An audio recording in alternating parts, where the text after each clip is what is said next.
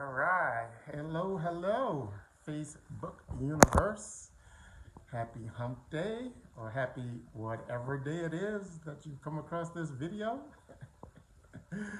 Oh man, today is September 30th. That means tomorrow's a big day in my world. I've been talking about it. I've been leading up to it. It's finally here. So on October 1st is when I do my annual 90-day transformation challenge, my personal 90-day transformation challenge. And I view it as a larger effort than just the body transformation. It started off there 20 years ago. But now it's evolved into this much bigger, broader thing where I just try to upgrade myself, just like you upgrade a phone or a video game or car or something, whatever it is. Most things get updated at some point, but few people consciously make an effort to systematically upgrade themselves, and I don't want to be most people. I want to be among the few. So I came up with this game I play, and I invite lots and lots of people to play along. So I hope that you challenge yourself and come up with your own 90-day challenge, whatever that might be. Start tomorrow. And the reason we start tomorrow is because we can end our 90 days at the end of the year and celebrate the new year having already accomplished our personal goals, where everybody else, the masses, will just be starting their personal goals. And we know how that's going to go. Most of those people won't make it to mid-February. So part of what we do in doing it early is to be contrarian, to be different, right? To have that feeling of being different. It's all factored into the whole process. So I highly encourage you to try it.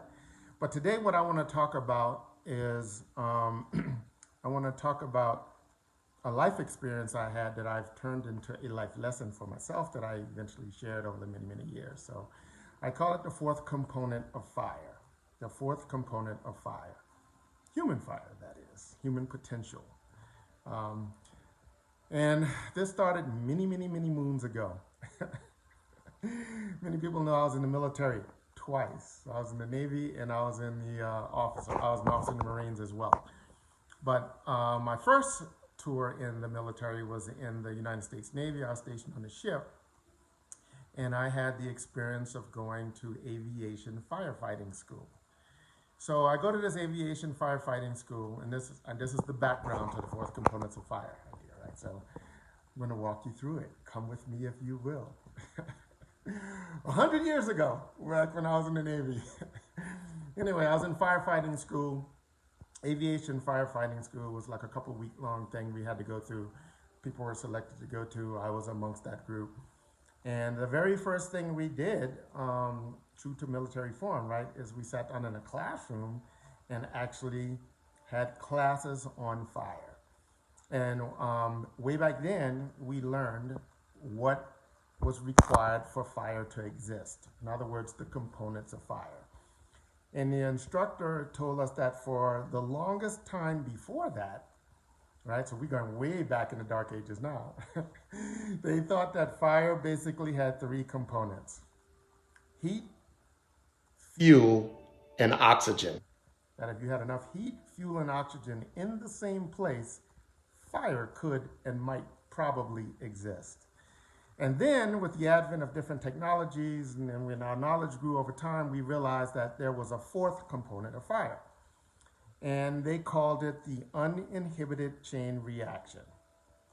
So there were four components of fire in my class. There was heat, fuel, oxygen, and the uninhibited chain reaction. And the reason why they had to come up with the fourth component was because with the invention, I guess, of certain chemicals, halon was the name of one that I remember. It was a gas. It was a gas that we used on ships to extinguish fires, and it did not displace the oxygen. So oxygen would still be present, the heat would still be present, the fuel would still be present, but there would be no fire, there would be no flame.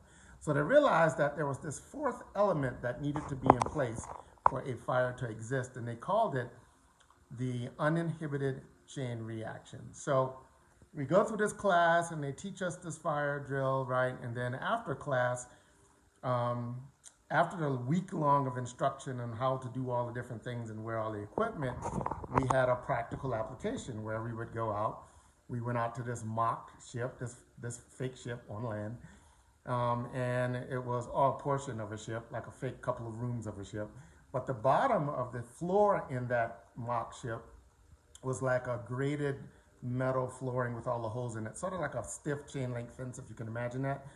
And underneath that, it was a river, basically, of fuel, gasoline, jet fuel. And, military people have a flair for the dramatic, so we're out there and we're all, all classed up and passed all our tests, and we all full of knowledge, right? So the instructor says, well, I hope you've been paying attention, because we're going to now see how well you've learned the stuff we were trying to teach. And, he comes out there with this like torch in his hand, this it looks like a torch, and he's smoking a cigarette or cigar or whatever he was doing. And he lit the torch, and he stands there telling us, do what we learn, stick to the training, blah, blah, blah. And he throws the torch into the door of this fake ship. And you see the fire going there, and you see the flames starting to catch. And after a few minutes, you hear this massive boom, and fire comes spilling out of the door of the room like a dragon. And you talk about fear just goes through the roof, right? But then you focus in on just trying to remember everything you were taught. The next thing you know, you take an action. We grab this hose that's heavy now, and it's hard as a rock with the pressure of the water in there, and we're trying to move in unison towards this door and eventually into that burning building. And I gotta tell you, man, my hat's off to firefighters, because that's some super, super beyond scary stuff.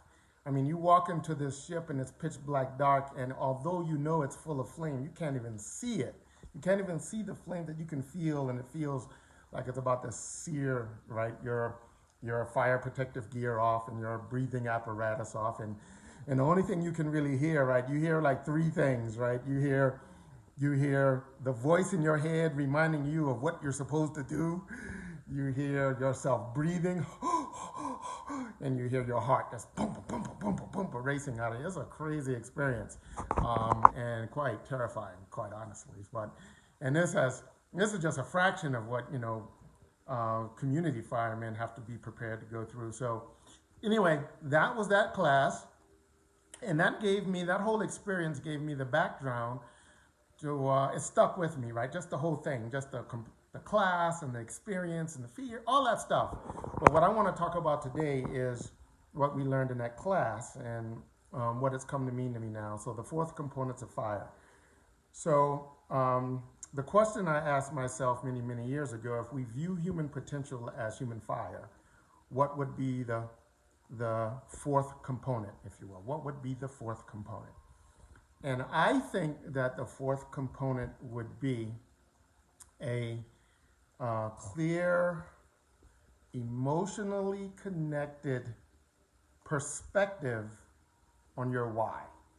An emotionally connected perspective on your why. Why you want to do whatever the task is. Why you want to take on whatever the challenge is. Why you want to become whatever the thing is you want to become, or do whatever it is you say you want to do. But it's not just knowing what it is. It's not just why identification. Because everybody does that. You ask them, you hear people even say it. They have these cliche sayings now, right? If the why is big enough, the how doesn't matter. And all these cool things, which have truth in them.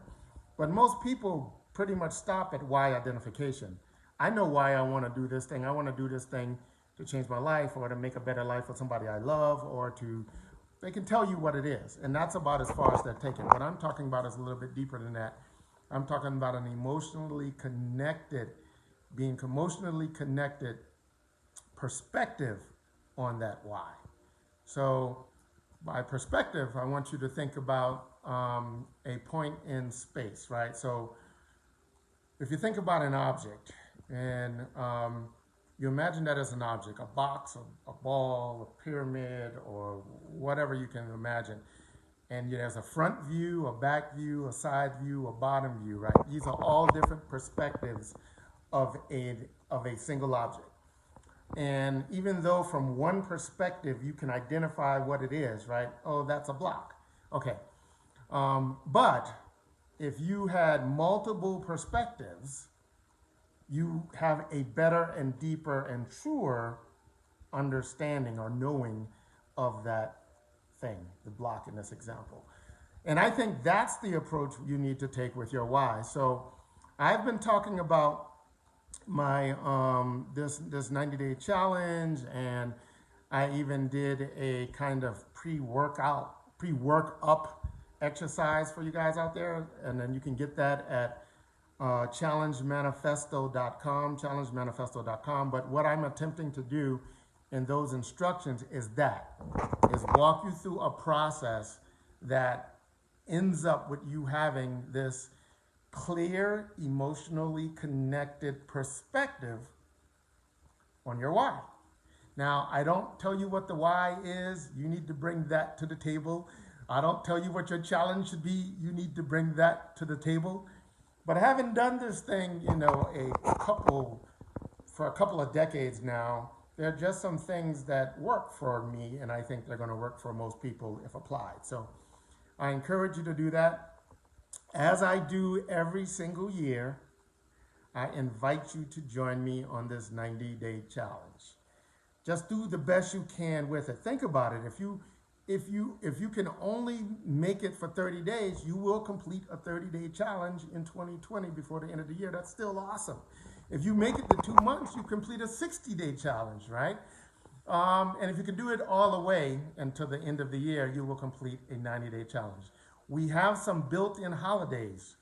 We have, provided we do stuff over COVID, I guess people are going to find a way. We have, Halloween. We have Thanksgiving. We have Christmas and New Year. Those are massive breaks that we know we're going to already have, right? So you're going to have some natural breaks. And just me personally, I'm not saying that this is what I prescribe you to do, but my goal is always to break my personal record of cheat days. I plan to break my personal record of cheat days I have during my 90-day period. And some may say that sounds counterproductive. And it could be looked at as being counterproductive, but it's also massively motivating. So I do things that motivate me. And I know that knowing I'm going to try to set the record for cheat days means that when I'm on, I need to really be on. When I'm after it, I need to really be after it. When I'm getting some, I really need to be getting some. I need to be taking this whole thing serious, right?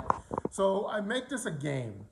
And that's the biggest thing I can encourage people to do, is to create these personal challenges and to commit to them as if they were war, like you had to do it. But treat them still like it's a game, right? Keep it fun, keep it light. And just some things that I've learned across the many, many years is that if you fall off the wagon, laugh about it, shake your head about it, jump back on, start again. Who cares? Doesn't matter. It's you versus you. It's you versus you. So it has evolved into this big thing for me. So I have physical goals. This year's my goal is to get under 15% body fat. So that would require me to change my body composition to by 5%. Now, and I say change my body composition because it could be lose 5 pounds. It could be lose enough fat to be 5%, or it could be gain lean body mass to equal that 5% differential. Most likely it's going to be a combination of the two, right? So I tend to do those type of things. I have strength goals. I have a lot of different goals. I try to weave in a writing goal because consistent writing is a big challenge for me. I like to write. I just don't like to write consistently, right? So every year I usually have a writing challenge as a component to my 90-day challenge. Last year, I didn't complete it. Last year, it was a bust. But here's the cool thing. In my attempt to organize my thinking and to organize my thoughts and to get the writing project underway and done, it definitely clarified a lot of my thinking in some critical areas and some things that mattered a lot. So even when I don't win, even when you don't win or we don't win, right? We still win. And that's what many of you will come to see about the power of this 90-day personal upgrade challenge. And some of you, the change is going to be so profound that you're going to, like me, adopt it to be a part of your lifestyle, which means you're going to do it at least once a year. Because what you get out of it is going to be so worth it that you're just going to keep doing it. And if you think about the idea of compound returns, so let's imagine that you're version 1 now, and you figure out this, you make it through 90 days later, let's just call that you version 2. Well, next year when you do it, you're going to be moving up from version 2, right? So you will be version 3, which is only like a version upgrade change, but you're two versions away from where you were when you started. So imagine what this would mean to you when you do this 5 years in a row, right? Because it's just what you do. It's a part of being you. You know, I would argue that you would be more than 5 times more powerful, effective, empowered than you are now. That's kind of the goal. So with that, my friends, fourth component of fire is that emotionally connected perspective on your why. I actually have a podcast out there where I talk about all 4 components of fire, fire in the metaphor of human performance. So you can go check that out, and might be helpful. But at a minimum, I hope you put a plan in place, do the best you can to get after it, prove to yourself that you can make a promise to yourself and keep it, regardless of how your circumstances change between now and then, because we know we can't control a lot of that, but we can control our attitude and what we decide that the changing environment means to us along the way. So these are things, some of these things are in our control. So you may hear from me from time to time. That's normal. Another thing I'm going to give, and this is a little long broadcast, so sorry, but I'm just trying to really give some useful stuff, because one of you out there might just take this on and you're going to be so transformed. That's worth it to me, just taking some time. But the other thing I highly suggest you do, I call it blasting off. I have a podcast on it. In the title of the podcast, I'll be blast off, probably see a picture of a rocket. But it's all about getting started in a way that lasts, because most people fail, one, because they don't even start. So that's like a failure to start. But a lot of other people that think they're trying to start vastly because they're underpowered. And I'll leave you with the metaphor of what it takes for a rocket to blast off and break and get into space out of Earth's orbit. It takes about over 80% of the fuel. So think about that. 80% of the rocket fuel has to be used just to get it up off the launch pad and out of the grip of gravity. Once it's out in the Earth's orbit, it takes very little fuel to move it through space, right? Because their gravity is so much reduced. And I think there's a very similar component to human efforts, right? There's a natural gravity, if you will, for us to remain who we are. It's kind of like Newton's law of motion, right? An object will remain in motion or not in motion unless an outside force acts upon it. It's kind of the same thing. So there's a natural tendency for us to remain us. That's gravity. What we're trying to do is become a little bit more than us, in some cases, a lot more than who we currently are. What we first have to do to be successful in that is break the gravity of who we are now. That's what all this stuff is about. So, in that vein, don't ease into it.